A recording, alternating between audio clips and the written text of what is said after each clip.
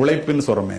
கடின உழைப்பின் மூலம் சிறு வயதிலேயே உங்களுடைய வாழ்க்கையை கடினமாக்கி கொண்டால் முதிர் வயதிலே உங்களுடைய வாழ்க்கை இன்பமாக இருக்கும்.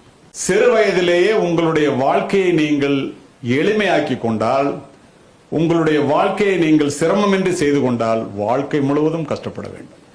இளமையிலேயே மலர்படுக்கையிலே படுக்க வேண்டும் என்று நினைத்தவர்கள் முதுமையிலே முள்படுக்கையிலே தான் படுத்திருக்கின்றார்கள். இளமைக்கு நீ வேலைக்காரனாக இருந்தால் முதுமையிலே நீ எஜமானனாக இருக்கலாம். இளமையிலேயே நீ எஜமானனாக இருக்க வேண்டும் என்றால் முதுமையிலே வேலைக்காரனாகத்தான் இருக்க முடியும். கடின உழைப்பிற்கு நிகர் உலகத்தில் வேறு எதுவும் இல்லை. உழைப்பு என்பது அவமானம் அல்ல, உழைக்காமல் ஓய்ந்திருப்பதுதான் அவமானம். நீங்கள் நினைத்து பாருங்கள், இந்த உழைப்புக்கு ஈடு இணை எதுவுமே கிடையாது. ஏன் தெரியுமா?